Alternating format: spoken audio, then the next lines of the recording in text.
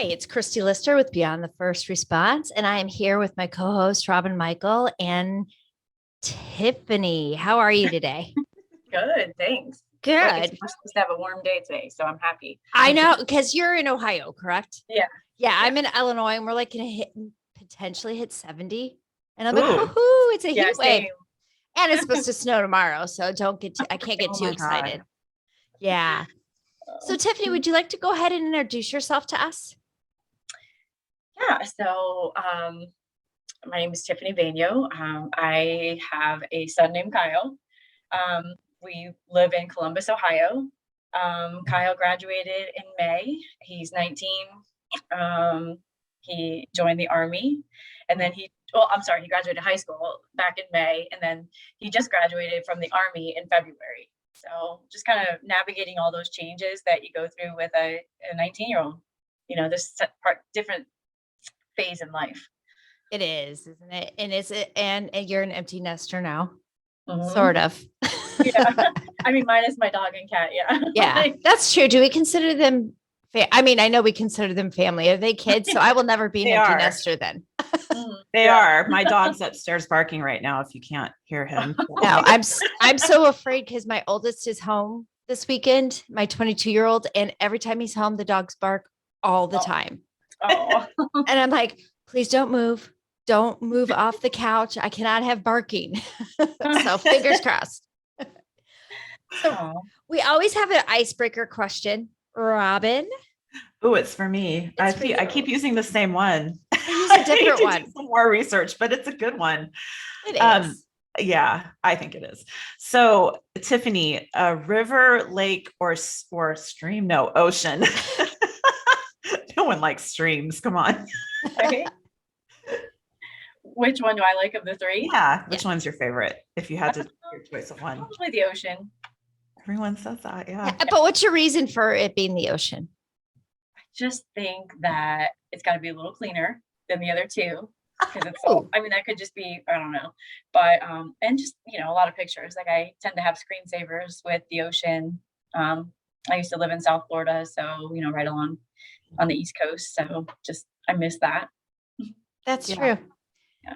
And Ohio is a big change from the East Coast and ocean. Yes. Well, we will go ahead. So we're all together. So you're actually a family member. And this is, I think, our first time having a family member on. So we are so thankful that you're coming on to have the open conversation with us, because obviously as family members, we think how important it is to start being open with our conversations. So do you want to go ahead and tell us a little bit about who you lost? I'm sorry, you broke up a little bit. Do you want to go ahead and tell us a little bit about who you lost? Okay. So I lost my son's father. We were never married. We separated from our relationship when my son was 2. And then through those years, I guess we were that couple that everybody always thought, like, why aren't you guys back together? Like but we parented really well for our son, and everything was about our son. So his name was John. Yeah, I don't know, like how much you want me to. As much as you can say. Okay. When did you lose him? In May of 2015. Okay. So it'll be coming on 7 years this year. It was Yeah. Memorial Day at that time. So May 25th, 2015. Okay. And was he a firefighter or a police officer? He was a police officer Police for the officer. city of West Palm Beach. Yeah. Okay. Yeah, my husband was a firefighter and Christy's ex-husband was a police officer. So we're coming from all sides here. Okay. Yeah. Yeah. And I also have at the time of my husband's suicide, he was 10. So and this was in 2019. So he's 13 now. So also navigating a different phase in life and a little bit concerned, about the hormones and what he's gonna, I don't know. I guess I feel like hormones are going to spark some kind of memories within him, or as he gets older, just kind of trying to understand a little bit more. So, did you kind of feel like that with your son as well? I was just thinking that when you said he was 10, my son had just turned 12. Okay. And, anyone that I've talked to since this has happened have always said, gosh, there's never a great time, right, for that same sex parent to, or anything, to pass away. But during this phase, when they're stepping into, manhood, kind of, my son had just got out of 6th grade. It was like, he had just got out of 6th grade, like 2 days before, 2 days after, this happened. So, I wasn't really sure what to expect that time, and it didn't really affect him until later. So I think too, like how we process things, and a lot of people were checking in and everything, and I'm like, gosh, he seems fine. I'm the one that can't hold him up. But it did hit, and when it hit, like with him, from years of just kind of holding in, even though there was so much, I would take him to counseling. I had him in with so many therapists, I can't tell you. And the reason I say so many, unfortunately, is because a lot of them weren't communicating with me. So I would say, hey, how are things going? Is he talking? Oh yeah, he's talking. Yeah. But like, they wouldn't tell me about what. Well, like, he can go in and talk to anybody about baseball and football and, stuff like that. But what is he talking about? His dad, and that's really what I was wanting to know. And I felt like it was just taking a lot of therapists a long time to get to that conversation. And I get it. They were trying to build a rapport, but it just, to me, I just felt like I was never finding the right fit for him. Do you think it's because they don't understand first responder families? Yeah, I really do, actually. Because just from myself, seeing somebody, trying to work through challenges I was having with Kyle, and like, how do I handle this? And, but I really don't think, obviously we'll talk about this later down the road, but, towards recently, I ended up having my son with a mentor, and that was key to his success and change. And the mentor was somebody who he looked up to. He was an athlete. Like, you got to find the right match for your child.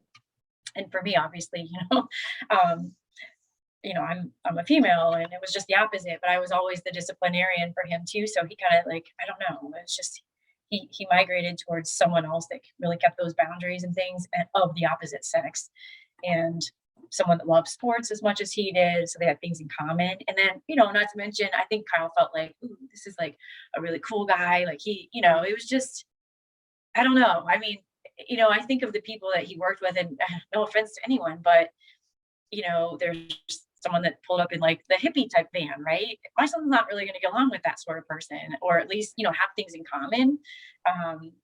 It just, they needed to like kick it off right away and have that relationship. And my son's strength was sports. So that's something else to look for. But you don't find many therapists, right, that are ex-pro athletes or anything like that. So, to Christy's point, it was really hard. I don't think that they all understand. So is this person a therapist that you found that's a mentor, or did you just, because No, I know from, go ahead. Yeah, he's a life coach. So He is. That's interesting. Yeah. Huh. I never thought about that because you literally could take the words out of my head. Like that's kind of what I'm struggling with right now too. And unfortunately, I think as widows, we kind of rely on finding another relationship to fill that void. And, that's clearly, you can't push that to happen for yourself, just so that your son can have a father figure in their life. So I think that's a really good point that you bring up. It's interesting that you say life coach, because I've had a couple conversations this past week about some departments bringing in somebody and they're a life coach, or, a career coach, or whatever you want to put it. But in reality, it's similar to a counselor, but it's easier to talk. Yeah. It's easier to relate. And I don't know if it's, the title or the thought that this person is a counselor. And maybe that's what we start looking at, finding people that are first responder specialized life coaches. Yeah. At first I was a little concerned, like when he would come, because he would come to our house to do visits, and I'm like, I had to remind myself of who was here. I sometimes thought it was one of my son's friends, because they would just be in there, cracking jokes and talking about, who, the NFL draft and, stuff. And I'm like, this sounds like a really good friend to him. And they got each other. So it's key to find that match, Yeah, absolutely. Yeah, you definitely have me thinking. That is really, really, really good advice. So thank you for that. Yeah. So when you and I talked before, Tiffany, I know that your son has struggled, obviously, per this conversation that we just started this way. He struggled a lot, and it was very difficult to get help, but you stayed with it because obviously he's your child and you saw the need in that fight to keep him going in the right direction. And you went about it in some amazing ways. Do you want to give us a little bit of that information? It still makes me really emotional to think about because it was such a hard time for him. And I didn't feel like, so this happened in 2015 and 2019. So 4 years, right? I guess I was kind of seeing things in 2018, but not like 2019. And by far, that was the worst year of my life, 2019. Like I can even say it probably trumped, John passing away because it was just so hard to see your kid go through something that, as a mom, we're the fixers. We come in, we clean things, we fix everything up, we make things better. And I was so helpless in this situation with him. But something kind of happened that really triggered everything to come forward. So I think that he had like disassociated things and was like obviously avoiding. And then something happened, and I'll just put it out there on here, was with his school baseball coach. My son's life is sports. It has been since he was 2, and he was having some issues at school, and the baseball coach decided not to bring him on, and it was like even before tryouts were even over. And it just, I mean, immediately the rage kicked in from there. So it triggered some things, and then all of a sudden I'm like, oh my gosh. So that started like in March of 2019. And then from there, it just skyrocketed. Like, I can't tell you how many times we had the police at our house, that I had to call 911, that I was scared for myself. I'm like 5'2", 5'3", tiny person. He's, 6 foot. And it got scary. My background, I was a probation officer. So I'm always like, it was the joke. Kyle's dad was 6'4", and I'm thinking like, why is he afraid of me and not you? But I have been that disciplinarian to him forever. So I'm thinking like, you're not going to like bully me. And we would get into these arguments, and I'm like, there's no way I'm fighting with my kid. I cannot believe like he's in my face and I'm feeling like he's going to hit me. It was getting so bad. And the violence of punching doors, like, I mean, if I showed you his door, like I refuse to change it until like he's officially moved out. I mean, there's like pictures over it, but and just, it was just like everything. Like, he would come home from school and I'd be like, how's your day? He'd be like, why? What? Just like for no reason, he would just lash out at me. And I know that they always say like the people closest to you, you feel comfortable that you can do that. But my God, I'm only one person. And I'm like, I can't handle this anymore. And obviously we all set out when we have kids, and our goal is never to be divorced or, to go through something like this. I never pictured my life like this. Like, this was never something I would have chosen. And to watch my kid feel, and I kept reminding myself, he doesn't know how to process what's happened. And again, multiple, counseling, let's go. And sometimes he would fight me to go. It's like, I'm not going. I'll just sit there. Okay, well, that's fine. And then I'm like, let's get together then. Because I still didn't trust that the therapists were even getting anything out of him. So I'm like, let's do this, the 3 of us, and we would go there and he would sit there on his phone. So then I would have to grab my phone and, go to Verizon and turn his phone off so that, he couldn't send text messages. And then he would walk out and it would be embarrassing. And it was just really bad. The rage was something like, I think I've recorded a couple of things from the past because I think people were like, really?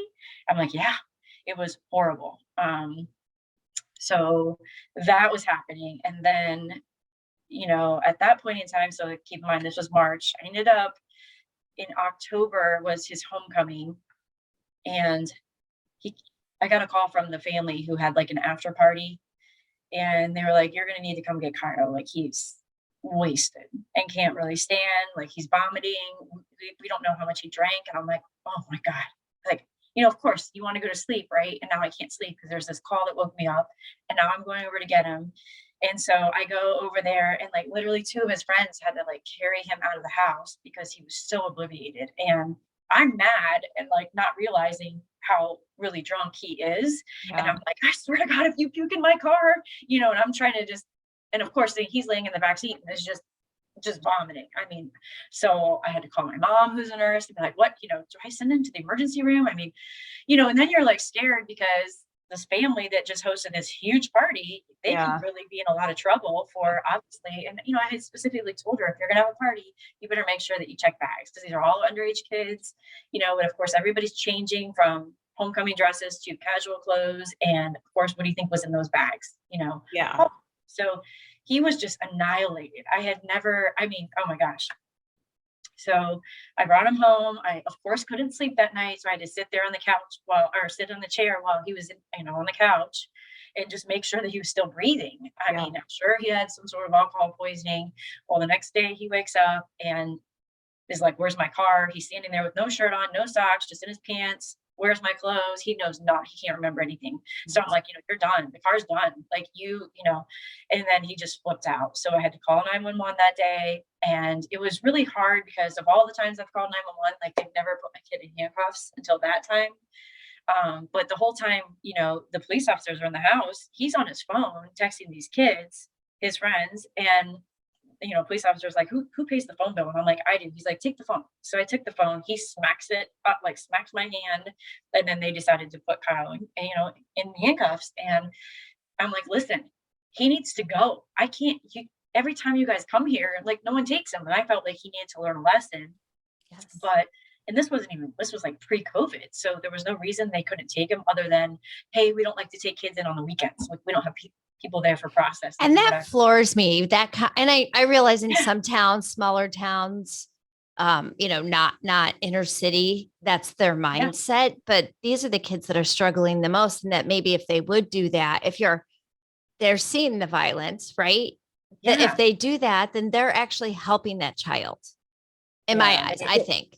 Did his father work for the same department? Oh, sorry. No, because we had moved to Ohio. Oh, okay. We split. So, but it was one of those things where, with FaceTime, I mean, gosh, I can't tell you how, he technically should have lived here. I mean, some months it would be, he was here, 2 weekends in a row. I mean, if Kyle had a big tournament or if it was, a birthday weekend or holidays, everything was spent here. A lot of times, like spring break, I would bring Kyle to Florida and he would stay with his dad. I mean, we made it work. So considering the situation of us living in different states, it was the best case scenario for Yeah.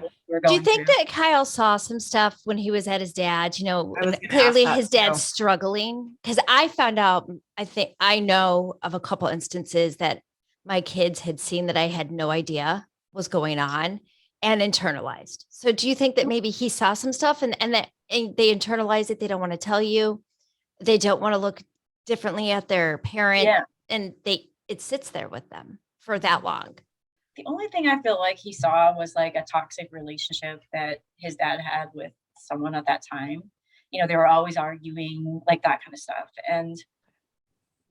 But I don't know, maybe he did. I mean, no one else ever did. Like you would never, if you, I think we're friends on Facebook, but, and I mean, again, you guys probably feel the same way about, your significant others. Like it wasn't something, he was the light of the world. Like, the most in my eyes until today. I'm like, he's such a good looking man. I mean, so attractive, just very like everybody wanted to be him. I remember when we first started dating, I'm like, okay, your phone rings 24/7. Everyone wants to be your friend. Everyone wants to hang out with you. And that's exactly how Kyle saw his dad, was this like light of the party, always has friends, always, that kind of stuff. But so I don't know what he would have saw. I feel like the times when he always spent with his dad, it was always fun times, when he was in Florida, they were going to Disney World and, it was always just fun times. So I don't know. But so after that night, like what do you think turned the corner for him? Well, okay, so so after that night, obviously they didn't take him. Yeah. And then like that following Monday, we had an appointment with the psychiatrist to look at medication, Yeah. And this kind of leads up to it, but I had turned off my ringers because it was a late appointment. It was like a 7 p.m. because we had to schedule, I try to schedule things after work. So I had turned my ringers off. He was so defiant to the psychiatrist. Like, I mean, this is just stuff that I've not even, seen in my kid. So that night, like I said, my ringers were off. My mom came in town and she was sleeping. We were sleeping. And I hear at 2 a.m. like pounding on the front door. And so I like jump out of my sleep, go running downstairs. And I peeked out the window before I opened the door, obviously, because I had to turn the alarm off. And I see, probably 15 police and fire paramedic outside of my front yard. And I'm like, I'm literally not sure what is going on. So I opened the door. They like pushed me aside. They're like, we just got a 911 call that Kyle had taken, a bottle of sleeping pills. Oh man. And I'm like, oh my God, like I was afraid to walk up my stairs. I was afraid to walk in the room. So they find him. He's super defiant. He's saying he didn't take anything, but he was having a hard time with this girl. He got himself into a toxic relationship with somebody that just kind of played a lot of mind games. Like she wasn't good for him, regardless. But so they were still going to take him. And they're like, we're going to take him to the local hospital. I'm like, no, you're taking him down to Ohio State. Like we're not. Oh my gosh. So, because I knew that they had a unit if they needed to keep him there, so they took him to Ohio State, which is only like 15, 20 minutes from here. So my mom and I then drove down and followed. He was determined he did not take anything. Well, when we got to Ohio State after evaluation, they told me that they found THC in Kyle's system. Like, to my surprise, because, come my background in law enforcement, I'm the nosiest mom ever. Like, I'm not the mom that goes to sleep before my kid's in the house. I'm standing at the front door. I'm looking at his phone, knowing when he's on his way. And that way I can look him in the eyes. Yeah. I'm not saying I didn't ever see suspiciousness in his eyes, but I'm old school. So I was looking for a smell.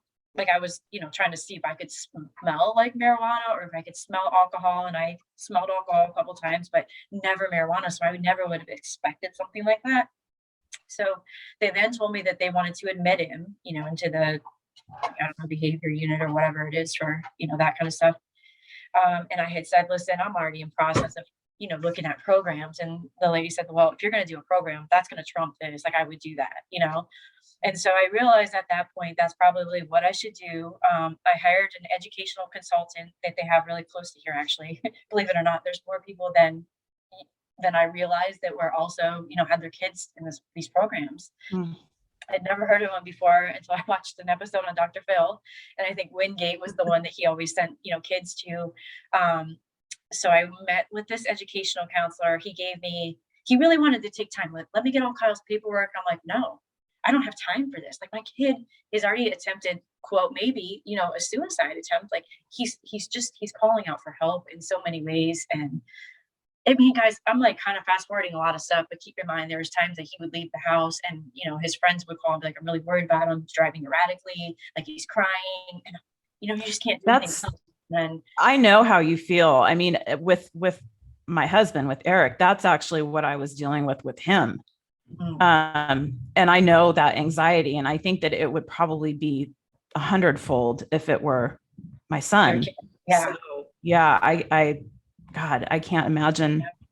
So with the educational counselor, I just said, listen, just give me your top 5. Like I'll research them all. He's like, look, this is what you're paying me for. Like my expertise is he goes around the country and finds the programs and then tries to find the right fit for your son. And I was looking for someone specifically that, did the EMDR, ended up finding a therapist at one of the locations. I was able to interview the therapist. I called probably, 35 families from all 5 programs, like not 35 in one program, like in general, just to say, like, has this helped? What's the process? What's, what happens after? How long? All this stuff. And this is all private pay. None of this is like state pay, whatever. So at this point, I was like, I'm going to use his college fund because at the rate he's going, he's not going to live. Right. So I finally, spoke to this therapist. She's actually was from Ohio. I felt really comfortable with her. I felt like the program was what it was that I should do. I had to hire a transportation company to come and get my son because there was no way he was willingly go. I could hardly get him to go to counseling. And these people are professionals. I mean, this is what they do for a living. So I had kind of worked everything up. So that he left on at 3 a.m. Monday morning, but before that, the Friday before he was taken, I had emailed the psychiatrist and I was like, listen, because, the psychiatrist wasn't someone Kyle told all his problems to. We just checked in with him, but he's the most renowned, respected guy in Columbus. And Columbus is like the 14th, largest city in the country. Like it's pretty big here. So I got in with a good person that knew stuff. And I remember for work that day, I was sitting in a doctor's office and he called me. And he said, listen, I just got your email. like, you want my advice? And I'm like, yeah. He's like, I'm on pins and needles to think that you're even debating on sending Kyle away. Mm. Like, he's like, this is what I'm going to say. If you don't send him, he's either going to be dead, in prison, injured, or injuring someone else. Yeah. And that was like life-changing for me, because I had my mom on one end that was, don't do it, just give him another chance, like, stuff. People that love my kid were trying to convince me not to send him. And I'm like, Well, but you're that's not the living here. denial. Isn't that Yeah. the denial, right? That we all go through with our spouses too. I mean, I know for me, Yeah. I couldn't accept the fact that Eric was suicidal, even though he was literally for the last probably month telling me that he was. It just didn't. I'm like, go to therapy, but there wasn't. First of all, I didn't know enough about it to know what to do at that point. But I also was just like, this is just going to go away. Like, I can't he's going to find his way out of this, because you Yeah. don't want You don't that. know what you don't know. Right. Exactly. So when the psychiatrist said that to me, I knew I had to move forward with everything. So that same week, he had got suspended from school because he punched his locker. Mhm. The day before that, he punched his locker. They didn't suspend him, but then they're like, oh, I don't know what's going on, but like, he needs to go. And I just knew. I mean, there were so many things that were leading up to it that was like, I have to do this. So the people from the transportation company, there's two men, they came in at 3:00 in the morning, and we had prepped this conversation. The rule was, listen, this is how we do things. If you start to interfere in the, I guess I want to say the reception of taking him, then we're just, you need to go. Like, just go, and we'll just tell him that you left to go for a car ride. I mean, it's 3 a.m. My dog's here. I'm like, oh, I don't want to go anywhere. So I just went and hid in my room because, of course, he was so violent. I knew that night before he went to bed, like, I should give him a hug and a kiss and just say goodnight, even though he probably didn't want one from me at that time. But I knew that when he would go, it wasn't going to be okay. And so I better get that kiss in. Would that have It been was out of very- the ordinary for you to give him that kiss? Would that have been something that he would have been like, what's going on? Why is she doing this No, now?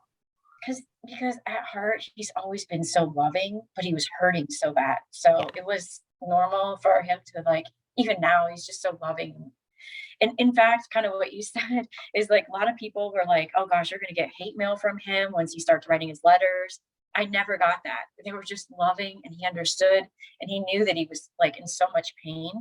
So what was really traumatic about that is he put 4 huge holes in his wall before he left. I'm talking like, oh my gosh, I don't think he realized, like, I don't even think he knows what a stud is, the hard part of your wall. Yeah. But it's lucky he never hit one. And I was worried that he did, because I could hear it. I mean, obviously I won't repeat what he said on here, but it was a lot of cuss words and, telling them to get their hands off of him. And, they don't act in violence by any ways, but they have to take him. Like, they took the shoelaces out of his shoes. He goes with the clothes he had on, and then of course there's like a fee that you pay to get all of his equipment once he gets there. So, but it was very like, Mom, please no. And like the crying, and Mom, please don't let them take me. I promise, and I'm in the other room. He doesn't know that, but I'm just sitting there thinking, and you debate, your whole life flashes in front of you. Like, am I doing the right decision? Is this the right decision? And at that point, I had been very angry with God for a long time to, like, put us through this, because that was who I blamed. And I think what I had to, like, deal with during that was, sorry, I'm not in control. Yeah. And like, I had to, like, put my control, like, give it away and just go like, God, I got to trust the process.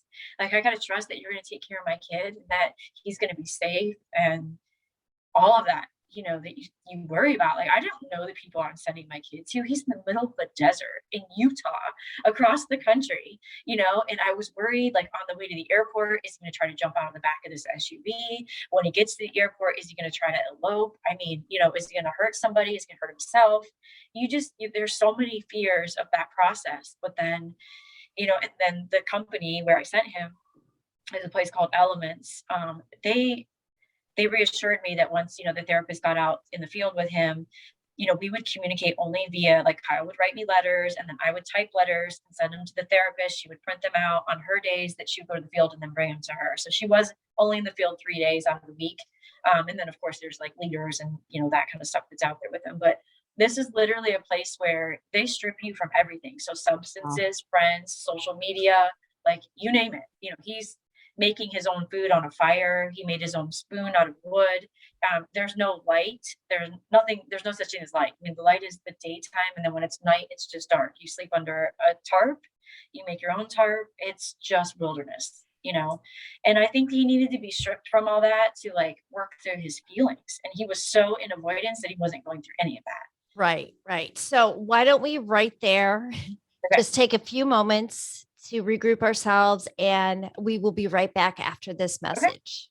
Okay. Our nation's first responders humbly serve quietly, often shying away from accolades and recognition. When they do something deserving of attention, most will say, "I was just doing my job."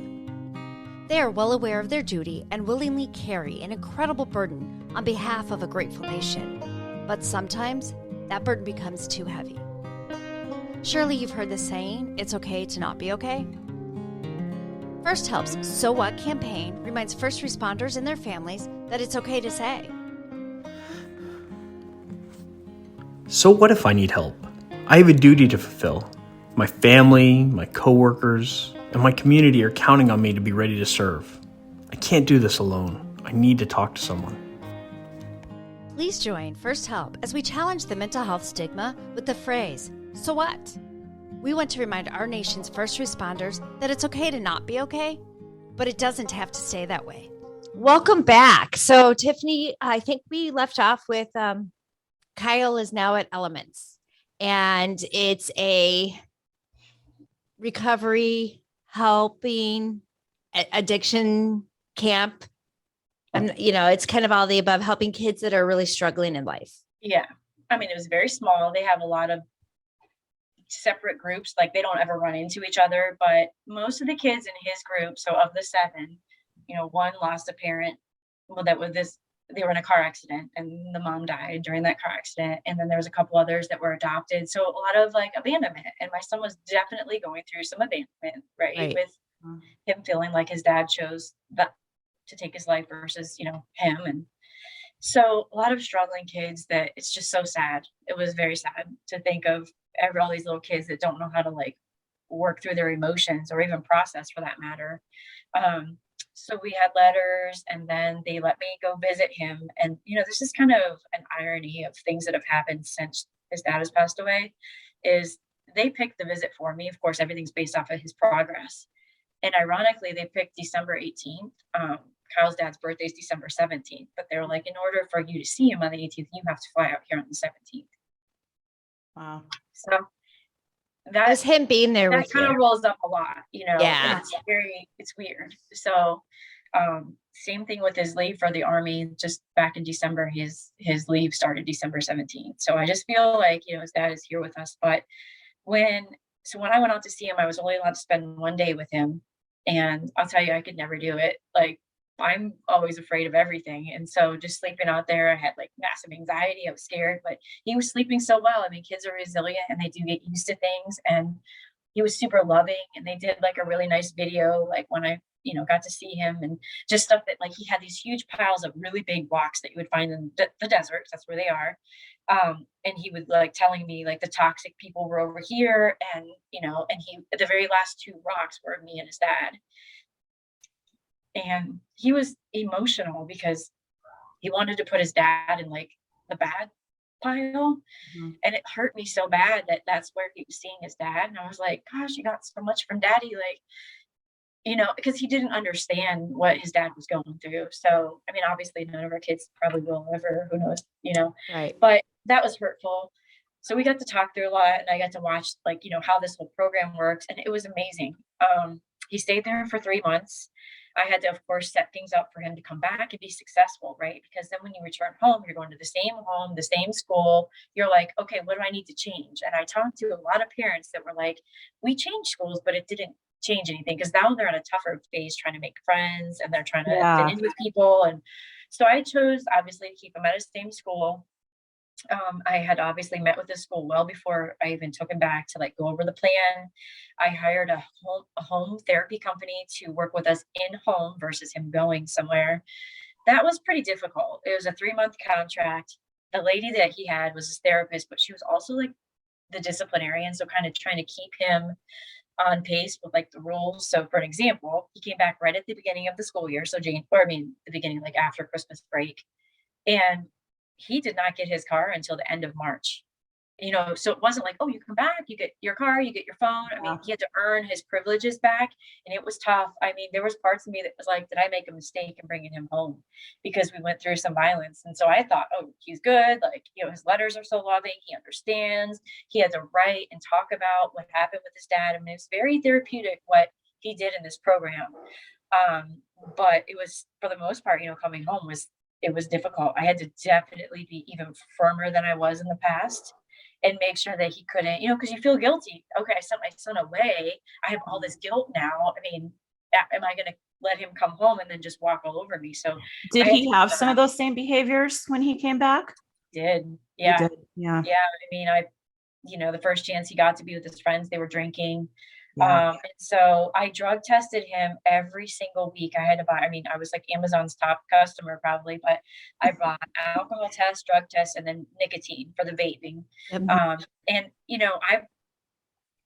I had to do this in my job as probation officer. So like, you weren't gonna pull a fast one past me. So I made him, pee in front of me, everything. And, up until COVID, 2 weeks he was out of school because of COVID, like, school shut down. And all of a sudden he tried to pull a fast one with fake pee. And he went down to the neighbor's house before I spot checked him and said, oh, I'll be right back. The friend needs me, and brought fake pee back. And of course he was determined to pee not in front of me. And I'm like, look, dude, we're not playing this. Like, so fast forward, I ended up seeing the pee, and he told me that he was starting to use again. And I was like, well, what the rules were, is that now you're going to have to go to a therapeutic boarding school, because I'm not having this. Like, I can't live my life what I just went through. So traumatizing for me, and maybe for him too. But so the rule was, we're going to a therapeutic boarding school. You're leaving the house again, or a trauma retreat. And so he chose the trauma retreat, of course, because it's like, short, Easier. like 4 or 5 days. Yeah. Yeah. But Okay. the Trauma Institute offers certain programs and people like throughout the country. I chose Buffalo, New York, because I interviewed that lady and felt more comfortable with her. There was another one in North Carolina I almost debated on, but so we did that in May. So this was March that he tested. It took me kind of that long to just get things like settled and figure out what we were going to do, and then go from there. But again, all this stuff was private pay. So we went there, and he told this therapist everything. I mean, he was anxious to leave. He didn't want to be there anymore. It's like, let's just get out of here. So it didn't last 5 days. It was probably 2.5, but she was able to tell me everything. And I was like, okay, he definitely has talked. So that's really what I wanted, was him to work through what his feelings were with his dad's death. And he did. So that was in, the end of May, was right around the anniversary of his dad's death. And then that was hitting into his senior year. So now we're going into like the summer before he starts to be a senior. And he chose that he was going to play football, like he was going to get back into things, and just something changed. It just, I don't know. He thrived in football, like just thrived, scored 1,000,001 touchdown, like just, and that self-esteem came back. I can't even pinpoint what exactly it was, but also, so before, like when I found out he tested positive, and before I took him to the therapist in Buffalo, so like a month, 2 months, that's when I found the mentor. So I called the educational consultant and said, hey, I'm just looking for someone Kyle can jive with. Like, the therapy people are not, where they're having a female that he's not really feeling comfortable with, or he's viewing them as like mom figures, and then he recommended this guy, and this guy and Kyle just really hit it off. I mean, it was just such a cool thing to see. But I feel like he also, so to this day, he's not reached out to me or anything. Kyle doesn't talk. I'm sure they talk randomly, but I was kind of disappointed with him from my perspective, because I felt like he wasn't reaching out to me, like, hey, what do I need to know? I would always have to reach out to him, like, hey, I know you have your call with Kyle tomorrow. Can we talk so I can fill you in on what's going on?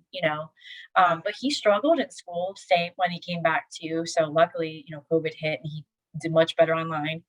But he's a very social kid. Like, he loves girls and sports, and he goes to school for all that, not like the Yeah. education. Right? So, It was good. So I don't know. I mean, in hindsight, I realized this past December when he was home from his army, like, holiday leave,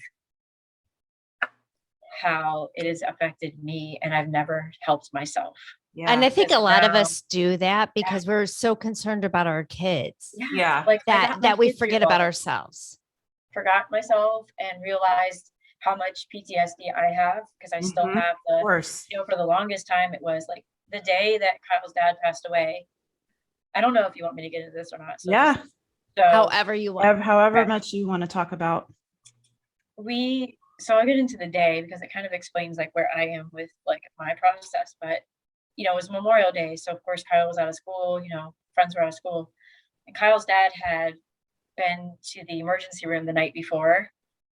He had some stomach pains and stuff, and I wasn't really sure what was going on, but I had known that a year to the date he had had his appendix rupture, and they had like nipped his intestine during the surgery.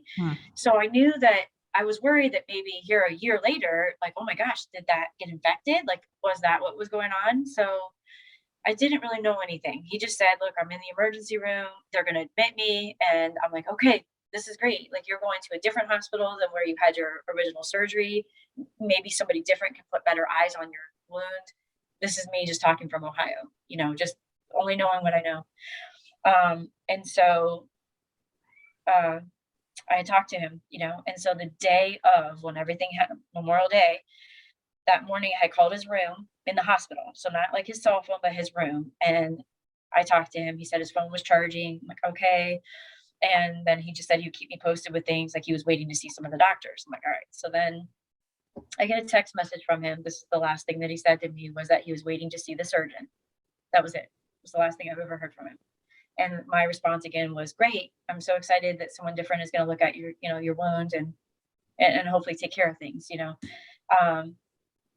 Not even 45 minutes later, I got a call from one of John's friends, and they said, well, in the Italian version was not appropriate, but they were asking me what was going on with John. And I'm like, well, he's in the hospital. I think he might have an infection in his stomach. And they're like, no, we're at his place right now. Like, he's threatening to commit suicide. And I'm like, there's no way he would have been discharged from the hospital that quick. Like, I literally called him in his room. So I know there's no way hospital is discharged that fast. And so I was like, guys, I'm like, Mike, you have this all wrong. I don't know,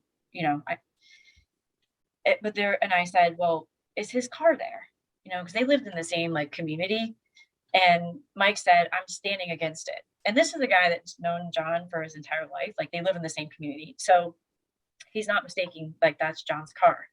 And I knew that John had driven himself to the hospital. So now I was like, well, okay, maybe this is true. Like, oh my gosh. So I called Kyle in from outside. He was across the street. A bunch of the boys were playing like tackle football in the yard across the street.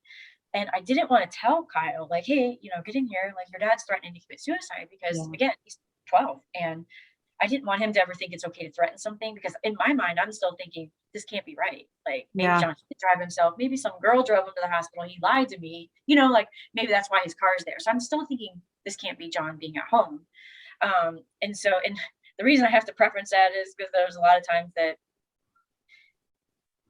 I think at the end of the day, we loved each other and we still wanted to be together, but it was one of those things where, so he never wanted me to know there was another girl involved, even though there always was, right? Yeah. So that's why he would have lied about something like that. And sometimes I just couldn't believe that. But so Kyle came in and I'm like, listen, you need to call daddy and don't stop calling until he answers the phone.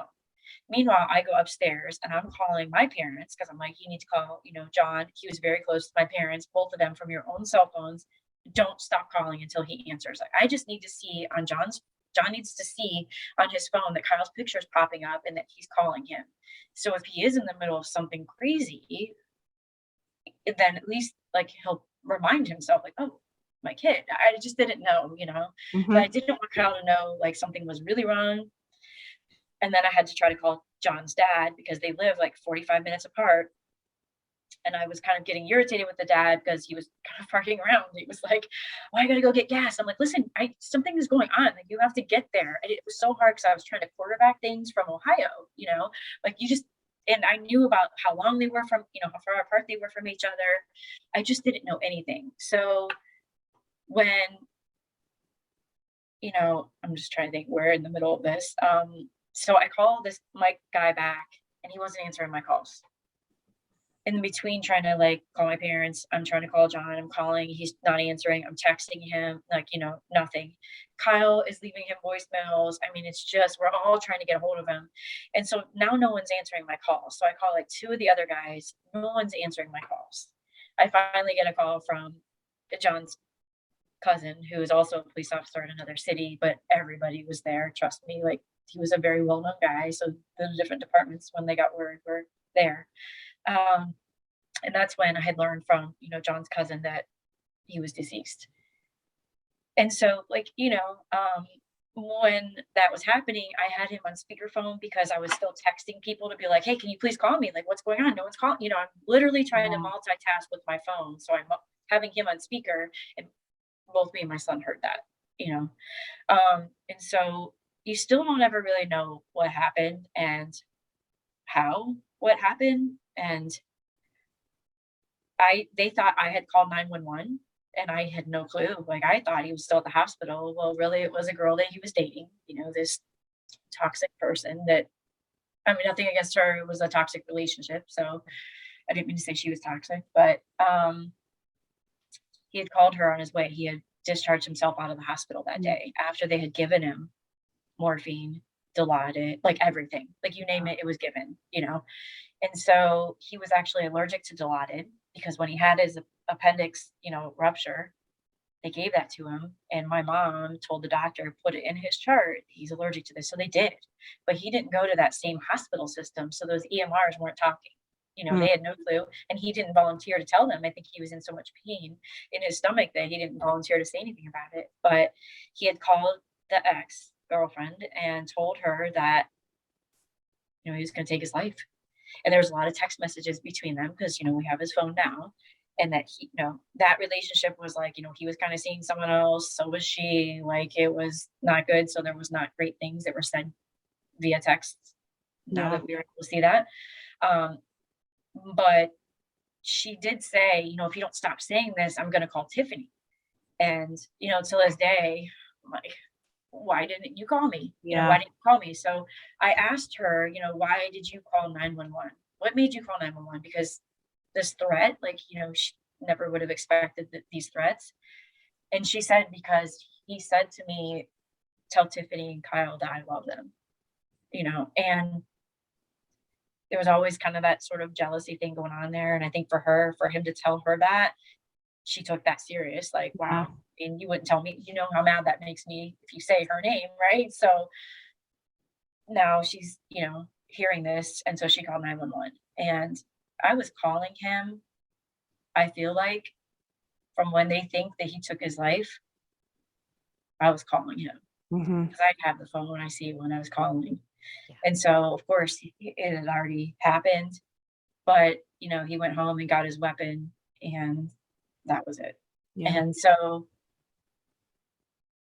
it is, I'm sure you guys can relate. Like, I miss him to pieces. You experience things as your son and your children, whatever you guys both have, go through milestones. And I remember even because, Kyle was getting ready to go into 7th grade. And so here we're on 7th grade tackle football. Like, John was such an athlete. Like, he was so talented.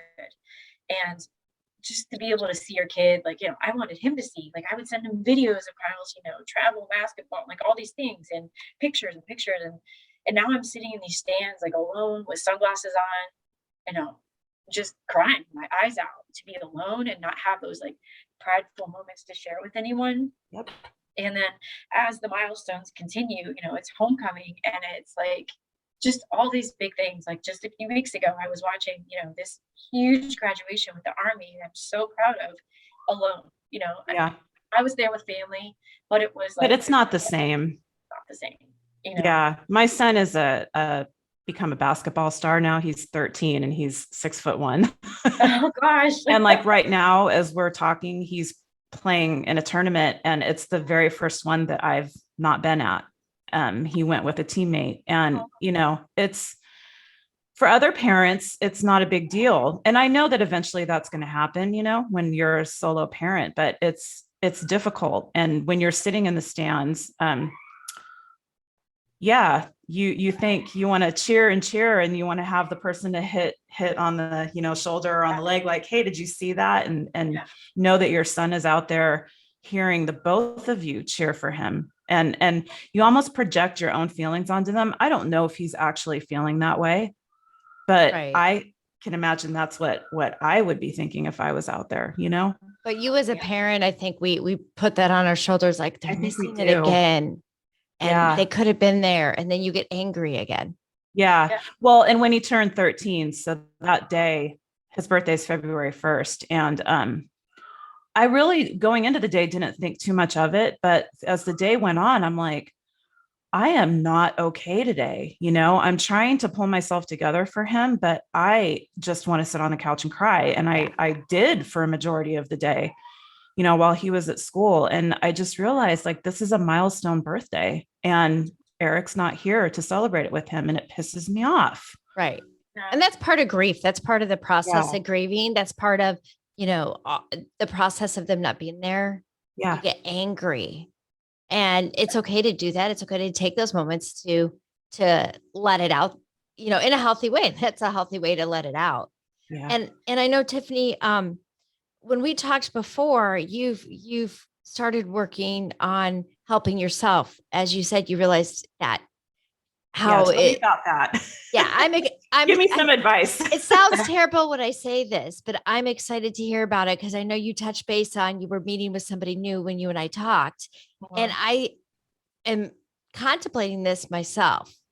So I want to see how it's going, and I know it's hard work. It's hard work for all of us. It always will be. But maybe these are tools that we can provide families to know that, we're caregiving for our children, but we have to caregive for ourselves. We can't help them carry without us, being full ourselves. So do you want to go into that? Are you okay to go into that? I guess what I'll say too is, like, I still worry. Like, my son is not, like, he's home now, like, he graduated, and I just got word that he's going to Iraq, so that I'm always going to be, and it's just me. So Yeah. I've been stuck. I've not been able to move on in my life with, like, anyone else. I've just experienced some, like, I'm trying to work on my mental health parts where it's kind of manifested in places where I'm not comfortable, like, right. And so I say all that because he's down in Cincinnati right now with one of his friends that goes on campus, and they were out all night last night, and you still worry. Like, I can't, that Absolutely. death to me, I mean, I loved his dad, like, with everything, I mean, I guess I held on to hope because I always knew, one day we're going to get back together. This is going to be, I mean, 2 weeks before he died, it was like, let's get back together and have another Kyle. Like, well, if you could be serious, maybe, and it's like, it was something that I held on to for the longest time. And so, obviously my goal throughout after was to get my son over this and, like, get him graduated. I'm tired of the calls from the school. I just, I want to move on in life, but I couldn't do it until I knew that, like, he was going to be okay. You still don't always know that, I feel like every year they process things a little differently as they mature and they, turn another year older. But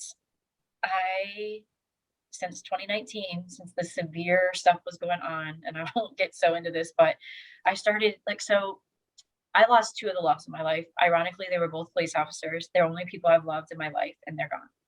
And I thought for sure I was losing my son in 2019. I mean, one person can only take so much death, right? And it was like, so, I mean, so I kind of manifested an issue in my stomach where I've held on to some distensions, some issues where I've been living in a fight or flight mode where, I don't know if you can see me, where I'm like this all the time. Yeah. And so everything has been like this. And I've always been a tiny person, but I look like a tiny person with, like, triplets now. Yeah. Because things have like my whole abdominal wall like works differently because of all that. So I've had to start seeing a lot of doctors, and the only thing they come back to is your stress and how you carry this trauma. And so, and ironically, you know, when I had talked to Christy, we talked about I started to see a hypnotherapist. I had talked to her on the phone, and then we met in person to just do like an interview and the questions. And something she said was, you know, our brains do a lot of crazy things to protect us, right? They do things you wouldn't even think of. But something that she said was like, what if all of this, and she's kind of pointing to her stomach, like meaning mine, is happening to protect you? So like think about it. You'll never get yourself into another relationship, right? Because you're so self-conscious of how you look right now. So therefore you can't get hurt.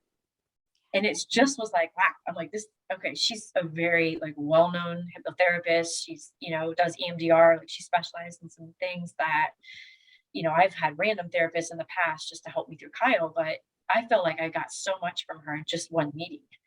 And so I said, she's like, you know, you have so many traumas. Cause I, you know, from the death of my first accident, I was not with either of these guys when they passed away. One was my high school sweetheart from 8th grade until my second year of college. He was LAPD, and, you know, but it just was my feelings for them, you know, and of course with Kyle's dad, it was very different, but I think that we kind of how where I held everything. And so she didn't know even what my trauma was to do EMDR, right? You have to like really focus on something specifically. So the EMDR therapy is very specific. So I did it a couple years, well, 2 years after John died, because I finally was like, I don't know what I'm doing. I have so much PTSD. Now that I had that autopsy, I saw where the bullet went in and where it went out and what he was wearing. And I could visualize everything. Like I knew where he was on his bed, like everything. So that's all I saw every day. Like, I don't want to see him like this, you know? And so we did the EMDR therapy, and that's where you focus on like not an entire situation, but a piece of it. And so we worked through that. So basically, if you guys are familiar, if you've never done it, that trauma stays like locked in one place. And in order to move it, you have to like work through like visualizing everything. And then with my particular therapist, we use like paddles that she kind of zapped. It's like, okay, think of that thought. And then she zapped the paddles, and it kind of like, it just worked the trauma out. So that was gone. So I thought more of my trauma recently was from 2019. I mean, it was just like so scary with my kids. So, I mean, I don't know. Hopefully, you know, I don't know. I mean, obviously when you're living it, it's so scary. But you worry every day about losing the kid. The minute he left in his car every day, I would have to be like obsessed and look on his location and be like, okay, Yeah. it's where he's supposed to be. Is he at the gym? Okay, you know, oh gosh, did he get kicked out of the gym? I mean, you know, stuff. Yeah. But we started some hypnotherapy, and we just had, you know, our third session. And in order to figure out what the trauma was, that's where the hypnotherapy came in. Like, let's talk about what comes up. And guys, oh my gosh, like I'm just laying there, and you get into, you know, hypnotherapy is not like you're out of it. You don't know what you're talking about. You're not going to tell your biggest secrets, but I'm laying there, you're in a very relaxed state. And all of a sudden, like I'm just crying. I am bawling my eyes out. And she's talking to me and telling me that I'm in this field and it's, you know, beautiful, and you can hear the birds chirping, and she's asking me, you know, who am I with, and what do I want to know? And of course I'm asking why. So my trauma is still John, to tell you that. Like I didn't think that's what it was, but you know, I'm why, and why couldn't I have saved him? Why didn't he call me? You know, just all the whys.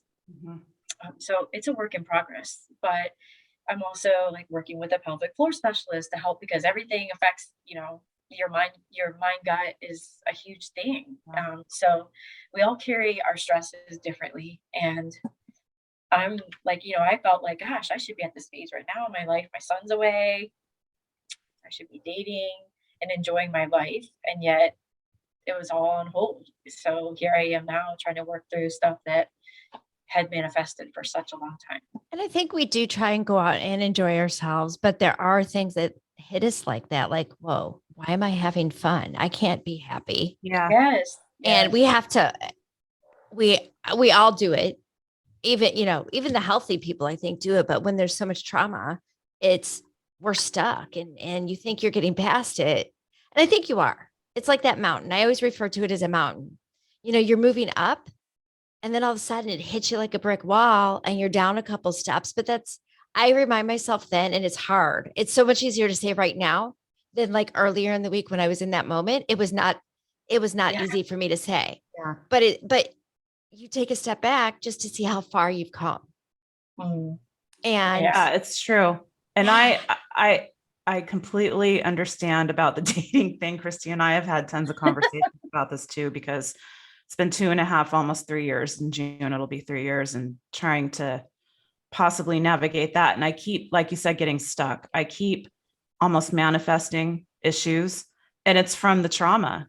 And I can't, I'm so used to, we had a very, very, especially towards the end, tumultuous relationship, and probably should have been divorced. But that's what you're used to. That's what I'm used to. And so even in the kindest of people, I'm going to find something. Yeah. I'm going to find something that puts up a wall, you know? because Yeah. that's the easiest thing for us to do, right? Yeah. That's that protection, like you were talking about, Tiffany. You know, you're going to put that wall up because then you're not going to get hurt, Yeah. but you're actually hurting yourself more by Yeah. keeping that Right. wall up. Because at the same time, it's like we deserve to be happy. Right. Yeah. Why can't we be happy? I mean, Exactly. you know, so Yeah. Yeah. But you're It's- doing the right thing. I mean, you're putting in the work. I haven't put in that kind of work. And I think that it's probably, well, and don't I know, think anyone else that's listening, it's a good idea, because you do focus on your kid. And I'm just trying to, there's so much stuff. I mean, you're a few years further out than I yeah, I am. was gonna say, don't be too hard on yourself, Yeah. because I feel I like, was you know, just going to say it's that. taken me Yeah. 7 years, you know. Yeah. So, Right.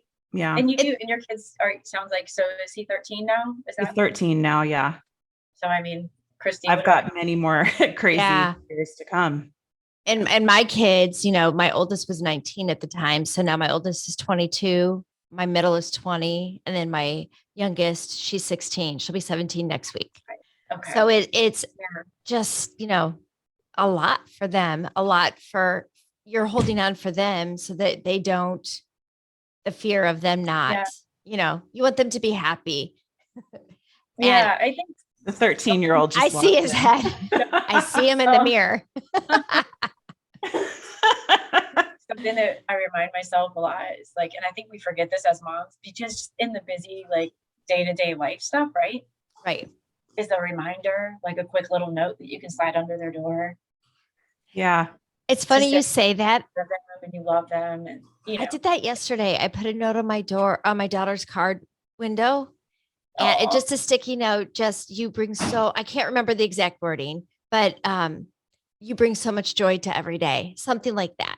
Yeah. And she took a picture of it. It's gonna make me cry. She took a Aw. picture of it and sent it to me with kissing emojis. I'm like, ah, it's the little things.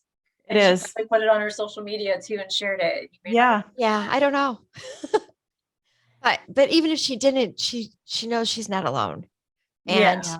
you know, and I had had a rough couple days before, and I sat with her because the one day she wanted to talk, I sat on the couch. It was Thursday night, and I'm just like, I just can't do this anymore. I'm just and she starts talking and talking. I'm like, I can't even be there for her right now. So when we went to bed. I'm sorry. When I went to bed, you know, when we went upstairs to go to bed, I went into her room and I'm like, I just want to let you know, I was having some conversations with some people that were struggling that day and helping them through it. Going, sometimes it's wearing, and not wearing in a bad way, but it's Yeah. just like, I can't breathe right now. Yeah. You know, care fatigue. And I Yeah. would never do it any other way. But it hits you once in a while. I go, and I couldn't Yeah. be there for you. Well, you were fine. I'm like, no, I don't feel I was fine. I couldn't even like form a word because I was just exhausted, Yeah. Yeah. mentally exhausted. And she goes, it's okay. And we had a great conversation. It's like, okay, she gets it. She understands. And making sure that you tell them it has nothing to do with them, that it's Yeah. just a day, because they have those days and they feel alone. Yeah. And we have to wear that on our sleeves too, right? So it was a breakthrough in my mind, but at the same time, it was like, oh my gosh, maybe I'm more aware that that's what I do. Maybe I do it more than I think I do, but I'm just recognizing it now. Yeah. I think it's definitely important to make them aware of when you're having a bad day. I know that Donovan definitely picks up on that, and he's usually pretty good about coming up to me and saying, "Mom, do you need a hug?" You know, and Oh. it's like it it brings me right out of it, you know. And I think that's a great tool for them to have in his toolbox, because we don't teach them, if you recognize something, somebody's struggling, he knows that Right. that will help you. And Yeah. there's so many things that we can teach these kids as they grow up, and even us. It doesn't mean you have to go give somebody a hug. It might mean that you just say, I'm here, Yeah. and you Yeah. sit Listen, there. I mean, imagine everything that your son Kyle has been through Yeah. and how he's going to be able to help, you know, his children or his friends' children. Just he's going to have so much to offer the world because of what he's been through. Yeah, I think so too. I definitely think so. You know, he wants to be a police officer. So he was talking about this whole Iraq thing because he was planning to move down to Florida and work with his dad's friends. And I'm like, yeah, it's not supposed to happen right now. But Right. Everything Yeah. happens for a reason. Yeah. And he went in, it was National Guard, right? yeah, So he Yeah. went in, and now he's serving, and he's gaining tools, and hopefully what he's learned for emotional processing, he will be Yeah. able to partner those together Yep.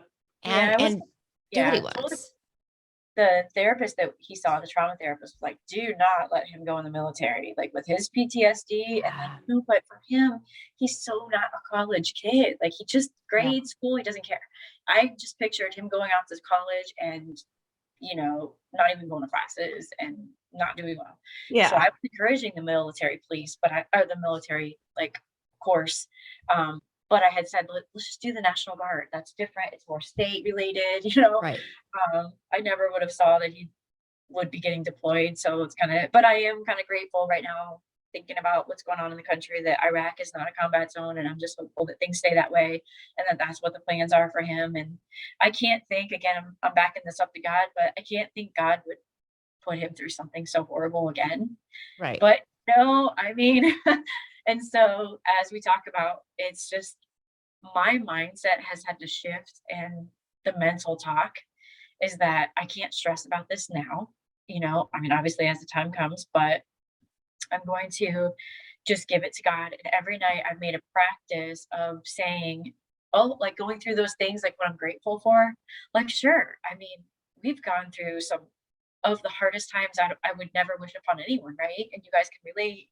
Yeah. At the same time, like, I'm grateful that my son is safe and that, you know, I can go through the list, but that's kind of how I put myself to sleep at night. I'm still on, you know, I still take melatonin and I still listen to like a meditation app because my mind will think about things if I let it, and then I'll be sad.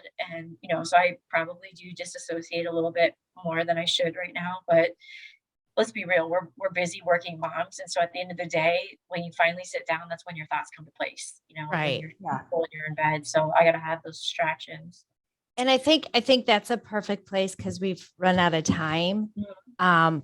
But Tiffany, if you want to go ahead and reintroduce yourself and let us know what you do to help yourself that can help us be better by Friday. Okay.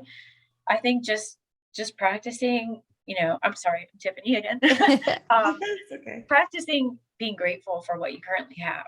Like all three of us are sitting here and we've went through something that we don't wish upon anyone, but we're here for a reason. And like God gave us this for a reason. Like they we were chosen to go through this, and our children have been you know, we're chosen. So just focus on those positive things that you can right now. The fact that, you know, you're there and you're the strong one in the family, like holding things together. And it's okay to have those moments, but be grateful for so many things and just express it, like put it out there to the universe. Like, you know, Rob, I'm thinking you mentioned Donovan's name by, you know, but like, God, thank you for keeping Donovan safe. Thank you for, you know, like say it in the present. And that's kind of how I try to do things now. It's just a mindset thing right now, I feel like. And obviously, Christy, with your three kids, like just, you know, you mentioned your your youngest, your daughter, but like even with your oldest son, like we feel like just because they don't show that they're hurting, Right. because in some ways he's probably trying to protect you and he doesn't want you to see all that. But, you know, just just making sure that they know how much you love them. And of course they do, but those little, like you said, the little note just means so much. Like, Yeah. I'm so proud of you. I'm so grateful to be your mom. It doesn't have to be a book, you know? Right. So that's it. Right. Thank you so much. Thank We are you. we are so honored to have you on, and your Yeah. vulnerability to open up, because we know it's not easy. But we also know that if we don't do this, somebody will think they're alone. Yeah. Your willingness to do this. I mean, you're going to help a lot of people who I hope that a lot of people listen to this episode, because you've helped me. Thanks. Nothing else. So I really appreciate it. And I'm glad we met. Yeah, absolutely. Thank you. Thank you. Thanks, guys. Have a good day.